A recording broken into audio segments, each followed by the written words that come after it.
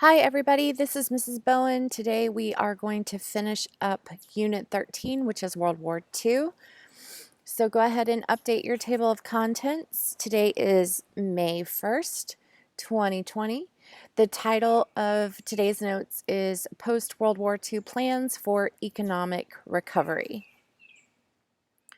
The content objective for today is I can explain post-war World War II policies and plans for economic recovery, including the Marshall Plan for Europe, MacArthur's Plan for Japan, and the formation of the United Nations, NATO, and the Warsaw Pact. So when last we talked about World War II, we had talked about the battles and the utter destruction that faced the people in Europe. Here is a picture of Dresden, Germany, and you can see it's just about completely destroyed. This happened in numerous cities throughout Europe. London in the United Kingdom, just completely ravaged by the war. And here's a picture of Paris, France. So you can see that Europe is pretty much in ruins, and parts of Asia are in ruins, and really it's going to be the United States who takes the lead in rebuilding these places, because we are the only place where the war really wasn't fought on our soil. Yes, we did have Pearl Harbor, but the war wasn't really fought on our soil. So in your notes, let's write down Europe in ruins. So much of Europe was left in ruins after World War II. Some areas were not completely destroyed, like physically, but they had suffered from economic hardship and political distrust. So think about during the war, you have these fascist dictators in Italy and Germany, and they are taking over everywhere and basically just destroying everything wherever they went. So ironically, many Europeans turned to the Communist Party. After all of this devastation, they looked to the Communist Party because, well, the USSR came in and kind of saved the day a little bit, and they were thinking this was a good idea. But the United States was absolutely against the spread of communism. And President Truman created something called the Truman Doctrine to try to stop the spread of communism in Europe, because we knew that they were going to be very weak economically and politically after the war, and we didn't want to see communism spread across Europe. So here's a great cartoon showing Truman in a hot air balloon, and he's got his Truman Doctrine, and he is just showering Europe with money because he's trying to contain the virus of communism. Okay? All right, so what they do for the Truman Doctrine is they have George Marshall comes up, who's the U.S. Secretary of State. He comes up with a plan to rebuild Europe, and it's going to cost $12.5 billion at that time for them to rebuild Europe in order to prevent the spread of communism. The U.S. Congress approved the plan after Czechoslovakia fell to the communists in 1948. Czechoslovakia is in Eastern Europe. It's close to the USSR. So there was a great concern that communism was going to spread throughout Europe. But this plan, the Marshall Plan, was successful with the money that the United States sent to the countries in Europe. Their economies recovered quickly, and communist parties declined in popularity across Western Europe. And Western Europe includes the countries of like Spain, Italy, Germany, France, United Kingdom, all of those countries. All right, let's move over to Japan. Now, if you remember, we talked about Japan being completely destroyed. Here's a picture of Tokyo. You can see the damage in the background. It's like this only this building is standing, but there's a lot of damage in the background. We talked about the atomic bombs that were dropped on Hiroshima, Japan and Nagasaki, and these bombs literally wiped out everything. Japan was completely in ruins after World War II, but the United States took responsibility for Japan after World War II. I think that on some level that we felt guilty for dropping the bombs, even though at the time they argued that that was the only way to end the war quickly and without a lot of loss of life from US soldiers. So the occupation of Japan was overseen by General Douglas MacArthur, and he had three main goals. His goals were to, number one, create a democracy in Japan. Number two, stimulate economic growth. And number three, prevent future Japanese aggression. So in the case of Germany after World War I, remember when they wanted Germany to pay a lot of reparations and they were dealing with the Great Depression and they had all of that stuff going on?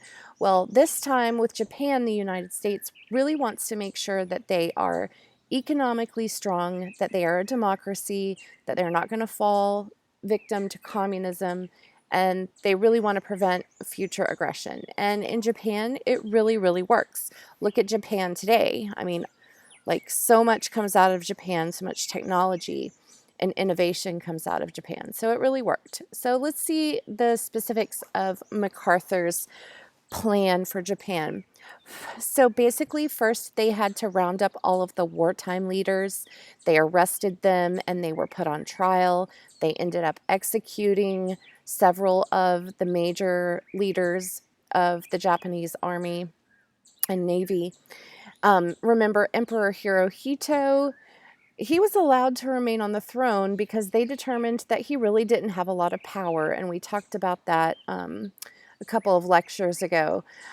So he had decreased influence in Japanese life and government. He was really just a figurehead, kind of like the Queen of England. He really didn't have any power. MacArthur wrote a new constitution for Japan, making them a constitutional monarchy like Great Britain, where the parliament had most of the power. And again, Hirohito is just a figurehead. He doesn't have really any control. He's just there, for his good looks. Then MacArthur also redistributed land to those people who had lost everything. Before, all of the land was held by large landholders, and that allowed a few people in the population to really have a lot of control. So they decided to redistribute the land so that it would be a little bit more even in society. And this kind of sounds like communism a little bit, but I think the goal of it was to really get the economy back on track and give everybody something that they could invest in, whether it's land or a job, so that they could get their economy rolling again. And then there were no more armed forces, sorry for the typo, for Japan. They could have a small military to defend themselves, but really they did not have an army after World War II. Okay, so let's think all the way back to after World War I and the creation of the League of Nations, and we talked about how the League of Nations failed to prevent World War II, even though they had opportunities to step in. They really didn't do anything. They weren't very powerful. So the League of Nations is replaced by the United Nations in 1945, and the United Nations still exists today and does a lot of good around the world. The purpose of the United Nations was to prevent war. They had more power to enforce their decisions, including a Security Council. And the Security Council could decide if there were issues in the world that they could go in and take an armed force if they needed to try to prevent an all-out world war from happening. 5 countries were given permanent seats on the Security Council. These are generally the allies and the winners of World War II, including the US, Great Britain, the USSR, China, and France. So the United Nations does a lot of good around the world today. We have gone into places like Rwanda and tried to stop violence in Rwanda and other places. So yeah, the United Nations is a big improvement over the League of Nations. Okay, next is post-war tensions.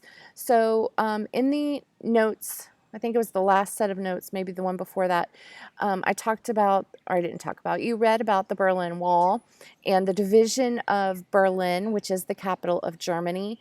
Well, the Soviet Union tried to take over West Berlin, which was the domain of the Allies. They had divided up West Berlin and were taking control of it.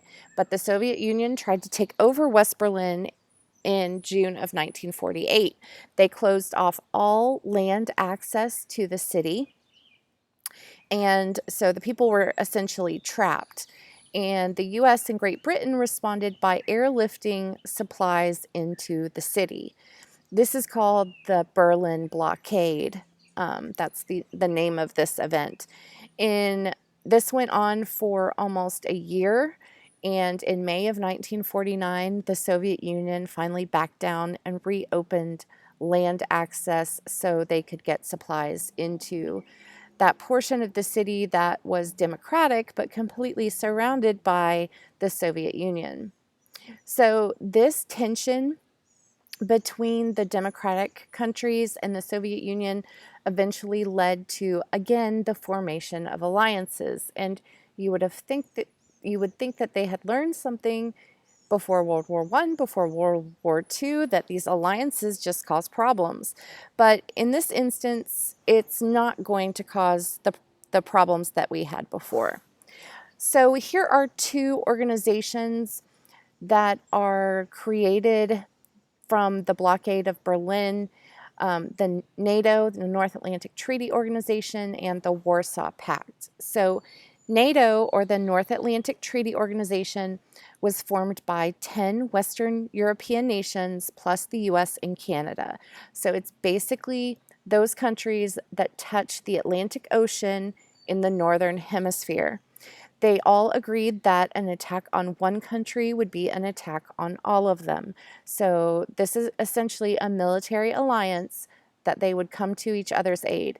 And this consists of all of the democratic countries. This is basically the democratic countries versus the communist countries. And this leads us up to the Cold War. The Soviet Union formed its own military alliance known as the Warsaw Pact, and 7 Eastern European countries joined the Soviet Union in their military alliance. So again, we have the buildup of alliances, but this time it's not really going to lead to a world war. Instead, we get the Cold War, and this is a result of the tension between the United States and the Soviet Union. It lasted from 1945 to the late 1980s. And this is where the US and the USSR competed for global influence. Now, it's called the Cold War because there was never any armed conflict. There was never a war. We did build up nuclear weapons. They built up nuclear weapons. There was a scare for a while that the Soviets would launch their nuclear weapons at the United States during the 1950s and the 1960s, and they would have they would practice drills, and students would hide under their desks, like that would stop a nuclear bomb, but they had these drills where they would practice that. But each country is fighting to either spread capitalism, like the United States, or communism, like the USSR and other countries around the world. So the US and the USSR are going to go into other countries and kind of mess a lot of things up.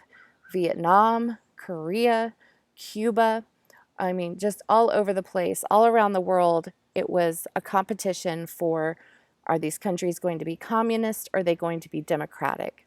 So this lasts for a very long time.